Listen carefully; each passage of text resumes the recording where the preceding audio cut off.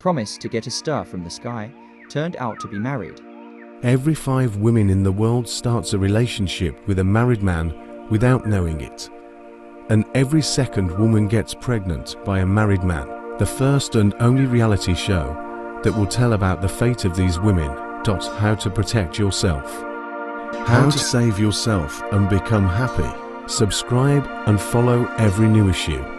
After that night, everything changed. We could no longer pretend that there was nothing between us. Daniel became even more attentive, caring, almost as if he wanted to convince me that I hadn't made a mistake in my choice. But with each passing day, it became harder to hide this secret from everyone around us. From time to time, I ran into his colleagues who congratulated him on his success, on his family, on his children. And each time, I felt a wave of shame wash over me. I knew his life wasn't mine. He was tied down, not only by his wife, but also by society, by his status, by how people saw him. A few weeks passed, and at some point, I realized that I had gone too far. This was no longer just an affair. It was something more. Daniel and I saw each other nearly every day, and his words, his promises, became my new reality. He kept telling me, sooner or later, we'll be together. And I believed him. He was so confident in his words that I just couldn't imagine how it could end. I thought that his family wasn't something that could hold him back. I was sure that when he left her, we'd be happy. But no matter how hard I tried to justify it all, deep down I knew I was making a mistake. When I started to feel that I could be pregnant, I couldn't hide the fear. But I kept being with him. I thought maybe this would be the thing to push him to make a decision. I could give him everything he needed to be happy. And then I found out I was pregnant. That was the first moment I felt the world around me crumble. Not because I was unhappy. On the contrary, I felt a kind of confidence that he wouldn't be able to leave me. That this would be our new beginning. But the next day, after I found out, I was in complete confusion. At first, I told him we needed to talk,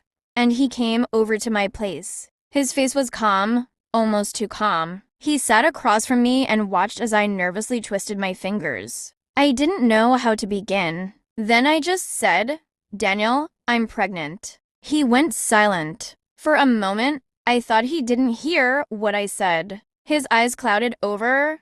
He sighed and started speaking as if he was trying to find the right words to make it all go away. "Ella, you have to understand, this isn't just like that. You can't just get pregnant. You can't set me up like this. I have a family, children. This will ruin my life, your life. You understand what I'm saying?" His words hit me like lightning. I realized that for him, this wasn't just a shock. It was a threat, something that could destroy his world, his carefully built life. I tried to calm him down, but at that moment, I felt my own world collapsing. I knew everything wouldn't be the same anymore. I thought you'd be happy, Daniel. You said we'd be okay, that we'd be together, I said, not even realizing how painful it was to say. He turned away, went silent. I saw his face change, the tension settling into his shoulders. He stood up, walked around the room, and then looked at me again. "You don't get it, Ella. I can't leave my family for you. I can't do that. You have to understand." It was like a punch. I felt like I was losing him, but at the same time, I couldn't believe he was saying this seriously. I thought we could be together, that he wouldn't leave me. He started talking about how I should have an abortion, that it would be the best option for both of us. But how could I do that? Daniel tried to convince me to have an abortion. He was quiet, almost pleading. He said I could just forget about it, that we could leave it all behind and never think about it again. But I couldn't.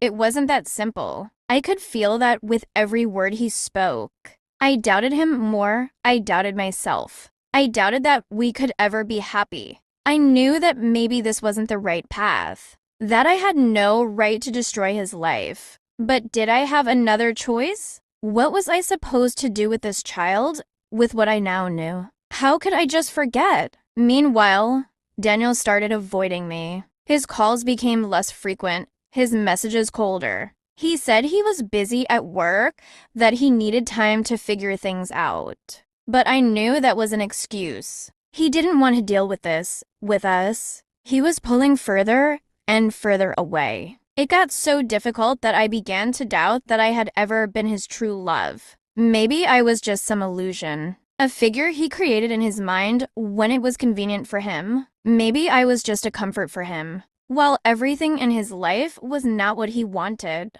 And now, with a real choice ahead of him, family or me, he chose family. I started to feel like everything was falling apart. My hopes, my dreams, everything I had built, it all just crumbled to dust. At some point, I realized I could no longer be the one waiting for him to save me. I had to take responsibility for my own life, and for this child's life. Daniel's wife found out. I don't know how exactly, but the rumors spread quickly. One day, I woke up, and there were several missed calls from her. The next day, she came to my house. She didn't yell, didn't make a scene like I had expected. She just stood there, looking at me, and I saw her face fill with pain. I felt like I had nowhere to hide. I thought she would say something awful to me, but instead, she just whispered, "Do you think this will just pass?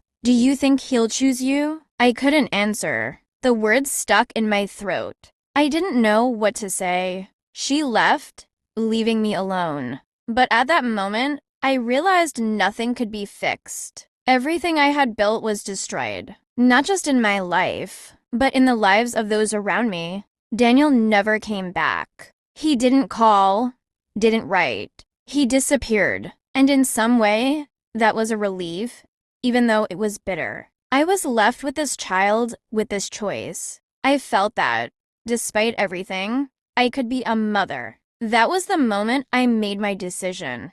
I didn't need Daniel to be a whole woman. I could be a mother. I never spoke to him again. Sometimes I wished he'd come back, but I knew it wouldn't have been real happiness. I learned to cope.